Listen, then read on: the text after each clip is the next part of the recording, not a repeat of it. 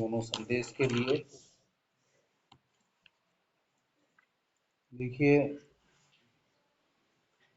जो समय जो होता है उसका हम सदुपयोग करें, हम ध्यान से सुने, ध्यान से प्रभु के वचन पर मन लगाएं। आज दूसरे संदेश में भाई ने बहुत सारी बातें बताई हैं। परखने की बात, परखना एक, देखिए, वचन वचन के भेदों को हम समझें। प्रभु का वचन, दाऊद ये कह रहा है कि परख कर देखो यहोवा कैसा भला है। तो हमें उसकी भलाई को परखना है। प्रभु हमारे, देखिए, परमेश्वर कभी किसी का बुरा नहीं करता, कभी किसी का बुरा नहीं करता। इसलिए दाऊद ने लिखा है, परख कर देखो यहोवा कैसा भला है। हमेशा वो भले भले की बात सोचते हैं। हम प्रभु को परखें नहीं, परीक्षा ना लें प्रभु की। परीक्षा लेना प्रभु का काम है, हमारा काम नहीं है। हमें केवल विश्वास रखना है, विश्वास करना है, और विश्वास के द्वारा ही उद्धार होता है। अगर हम प्रभु के वचन पर विश्वास नहीं कर रहे तो हमारा मसीह में जीना व्यर्थ है। सबसे मेन बात विश्वास है जो भाई ने बताई है। तो हमें वचन पे विश्वास करना है, प्रभु पे भरोसा रखना है, क्योंकि जो मनुष्यों पर भरोसा रखते हैं वो श्रापित है, वचन में आया है? तो मनुष्यों पर भरोसा कुछ हद तक किया जाता है। ऐसा नहीं है कि वे विश्वास योग्य, देखिए, प्रभु तो विश्वास योग्य है ही है, लेकिन प्रभु ये भी चाहता है कि हम भी उसके विश्वास योग्य बने। हमारा भरोसा प्रभु के ऊपर है, तो प्रभु भी ये चाहता है कि हम भी उस पे भरोसा रखें, और उसके भरोसे, मतलब उसके मन में हमारे प्रति भरोसा हो कि भी ये कोई गलत काम नहीं करेगा। ऐसा भरोसा प्रभु का होना चाहिए हमारे लिए। तो ये सब बातें जो हैं हमें सिखाती हैं हमें एक मसीह जीवन कैसे जीना चाहिए, हमारा आराधना कैसा होना चाहिए, प्रार्थना कैसा होना चाहिए। ये सब चीजें अनुभव के साथ साथ पढ़ने से भी आती हैं, सीखने से आती हैं। हम सीखें, वचन से हम सीखने के लिए आते हैं। देखिए, यहाँ पर जो भी खड़ा होता है, हम ये मान के चलें कि वो हमारा टीचर है, हमारा गुरु है।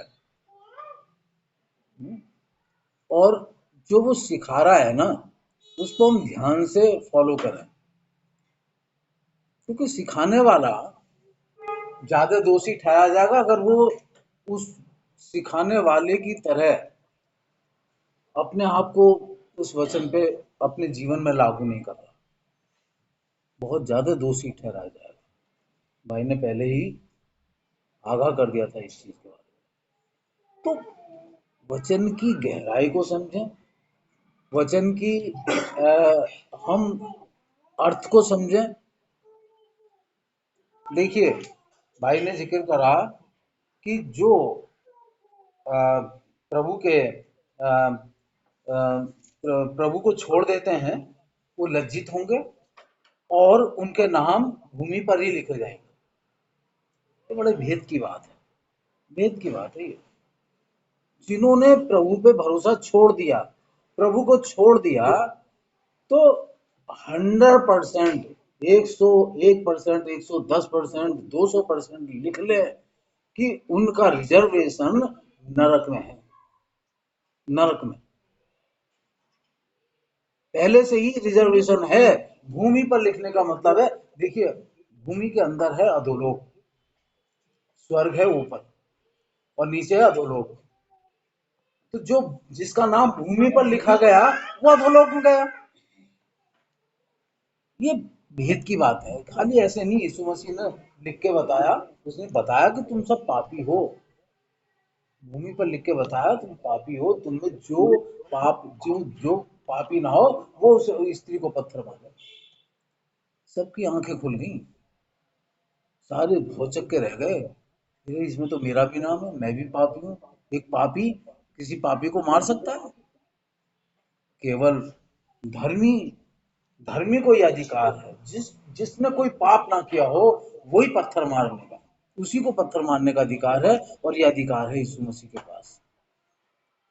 लेकिन फिर भी उसने पत्थर नहीं मारा, फिर भी उसने क्षमा कर दिया उसे, जा फिर से पाप मत कर,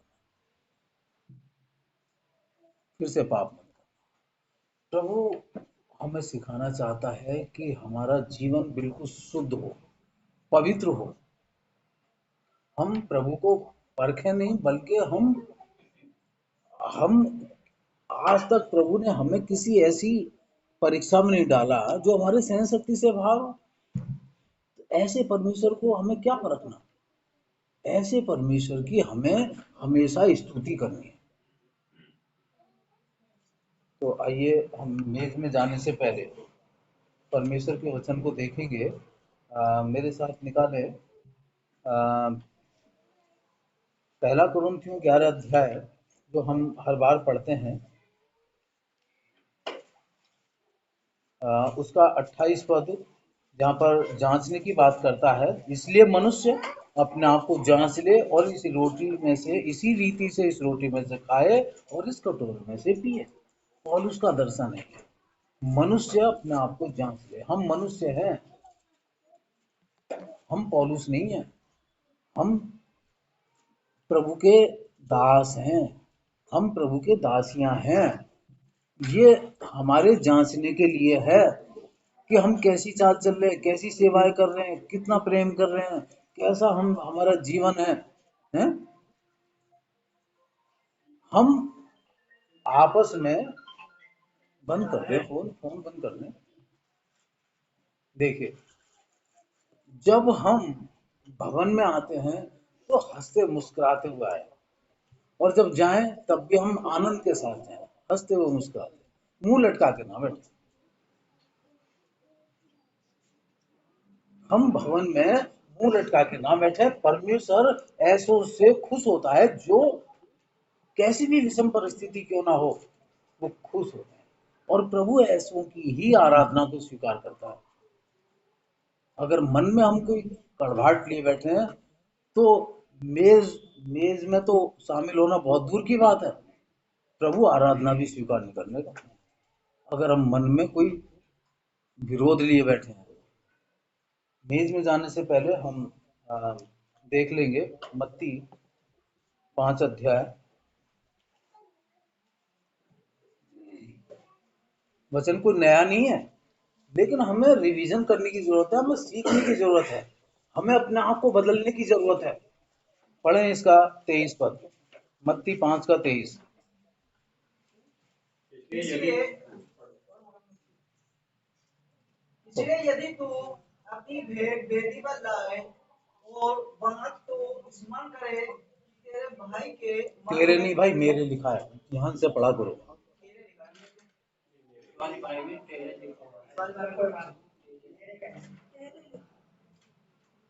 तेरे भाई के मन में तेरे लिए कुछ विरोध है तो अपनी भेंट वही वेदी के सामने छोड़ दे और जाकर पहले अपने भाई से मेल मिलाकर और तब आकर अपनी भेंट चढ़ा। हाँ देखो, हम मेज में शामिल होने के लिए आए हैं, और प्रभु का वचन क्या कह रहा है? वो आराधना भी स्वीकार नहीं करेगा अगर अपने भाई के प्रति हम कुछ विरोध लिए बैठे हैं। और ये विरोध पता नहीं सालों साल से पता नहीं चल पाता किस बात पर विरोध है, किस बात का मनमुटाव है। बहनें बहनें आपस में नहीं बोलेंगी, भाई भाई आपस में नहीं बोलेंगे, ना हाथ मिलाना, ना मुस्कुराना, ना जय मसीह करना। आएंगे सीधे बैठेंगे, मुंह लटका के बैठ जाएंगे और उसके बाद में चले जाएंगे। प्रभु आराधना भी स्वीकार नहीं करने का कहता, तो अपनी भेंट वहीं छोड़ दे, वहीं छोड़ दे। पहले अपने भाई से मिल, पहले अपने भाई से मिल। हम अच्छी तरह से जानते हैं कि केन और हाबिल दोनों भाई थे, दोनों प्रभु के सामने आए भेंट लेकर। प्रभु ने एक की भेंट स्वीकार करी, एक की नहीं करी, रिजेक्ट, रद्द कर दी उसकी। जिसके मन में खटास होती है ना, प्रभु उसकी भेंट को रिजेक्ट कर देता है। प्रभु भूखा नहीं किसी चीज का, वो सिर्फ मन को देखता है। और भाई ने वचन में शेयर किया है कि मन में असाध्य रोग लगा हुआ है। हमारे मन में बहुत सारे असाध्य रोग हैं। हमारे मन में वो खटास लिए बैठे हैं, रोग है। मन की इच्छाएं बहुत हैं, लेकिन प्रभु के साथ हमारा जीवन कैसा है, प्रभु के साथ हमारी कैसी संगति है? प्रभु कोई सामने थोड़ी आ जाएगा। प्रभु तो हमारे, हम सब भाई बहनों के अंदर ही तो है। प्रभु हमारे भाई बहनों के अंदर ही तो है। अगर हम अपने भाई से विरोध कर रहे हैं तो इसका मतलब हम प्रभु से विरोध कर रहे हैं। अगर हम अपने भाई से लड़ रहे हैं, हम प्रभु से लड़ रहे हैं। हम अपनी बहन को कुछ अपशब्द बोल रहे हैं तो हम प्रभु को बोल रहे हैं। देखो, पिछले हफ्ते भाई अक्षय यूसुफ के बारे में शेयर कर रहे थे, और यूसुफ यूसुफ का जीवन कैसा था, कितनी उसने परेशानी उठाई। 11 भाइयों ने उसे मारने का प्लान बनाया। फिर एक भाई के द्वारा ये बात आई कि यार छोड़ो इसे, बेच दो, गड्ढे में डाल दो, बेच दो इसे। 20 चांदी के सिक्कों में बेच दिया। हम्म? कितना उसे, कितनी परेशानी उठानी पड़ी। एक अच्छा खासा परिवार, अच्छे खासे 12 भाई एक घर में रह रहे थे, और 11 मिलकर एक भाई को दबा दें, तो कैसा। अगर मेरे साथ ऐसा हो जाए तो मैं क्या करूंगा? आप भी हैं, हम इंसान हैं। अगर एक भाई किसी भाई को कुछ कह रहा है तो हमें बहुत बुरा लग रहा है। वो यूसुफ जो है, 11 भाई उसको मारने के लिए तैयार हैं, वो फिर भी वचन कहता है कि वो भाग्यशाली है। वो भाग्यशाली है। इस बात को आप गांठ बांध लीजिए। अगर आपका एक भाई विरोधी है तो आप भाग्यशाली हैं। अगर आपके 4 भाई विरोधी हैं तो आप भाग्यशाली हैं। अगर आपकी सारी दुनिया विरोधी है तो आप भाग्यशाली हैं। उत्पत्ति 39 अध्याय का एक पद पढ़े भाई, देखो वहां पे लिखा है कि वो यूसुफ भाग्यशाली रहा। जब यूसुफ मिस्र में पहुंचाया गया, तब पोतीफर नामक एक मिस्री ने, जो फिरौन का हाकिम और अंगरक्षकों का प्रधान था, उसको इश्माएलियों के हाथ से, जो उसे वहां ले गए थे, मोल लिया। 2 पद भी पढ़ दो। यूसुफ अपने मिस्री स्वामी के घर में रहता था और यहोवा उसके संग था, इसलिए वह भाग्यवान पुरुष हो गया। देखिए कितनी मुसीबत झेल रहा है वो, और वचन क्या कह रहा है कि वो भाग्यवान पुरुष हो गया। वो सताया गया, भाइयों के द्वारा सताया गया। हमारे साथ तो ऐसी कोई समस्या नहीं आई अभी तक। हमारे भाइयों ने हमें जान से मारने की कोशिश नहीं करी, हमें बेचा नहीं। यूसुफ फिर भी प्रभु कह रहा भाग्यशाली रहा। और क्यों रहा? क्योंकि वो प्रभु का चुना हुआ दास था। प्रभु की योजना थी कि वो मिस्र में पहुंचाया जाए, भाइयों के द्वारा बेच दिया जाए। देखो एक बड़ी गहराई की बात है। बहुत सारे हमारे भाई बहन ऐसे हैं जो केवल अकेले प्रभु पे विश्वास करते हैं, पूरा परिवार नहीं करता। पूरा परिवार नहीं करता।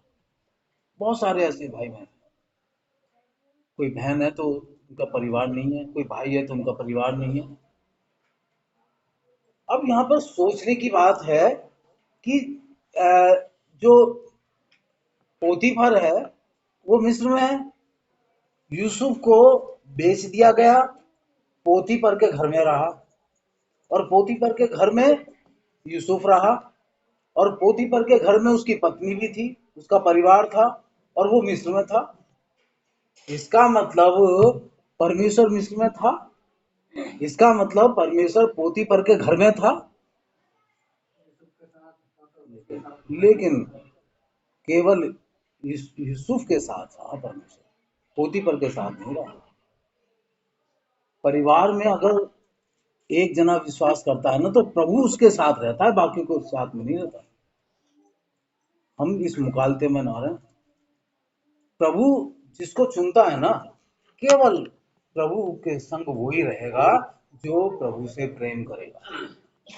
मन मुटाव लेकर हम प्रभु के राज्य में नहीं जा सकते। फिर तो हमारा रिजर्वेशन है भूमि के अंदर, भूमि पर नाम लिखे हुए हैं उनके, इसलिए हम अपना आप को जांचते हैं। मेज में हिस्सा लेना, वो पता नहीं कब कब की बातें हैं, कितने साल पुरानी बातें हैं, मन में लिए बैठे रहेंगे और मेज में हिस्सा लेते रहेंगे। कितना भयानक है ये। अगर हम मेज में हिस्सा ले रहे हैं ना, तो बिल्कुल पवित्रता के साथ में जीवन जीना पड़ेगा, नहीं तो मत लें, ना लें हिस्सा, क्योंकि इस तरह से कोई हिस्सा लेगा तो अपने ऊपर दंड पाएगा। ये चेतावनी है। आइए हम इसमें जाने से पहले अपने आप को जांचेंगे।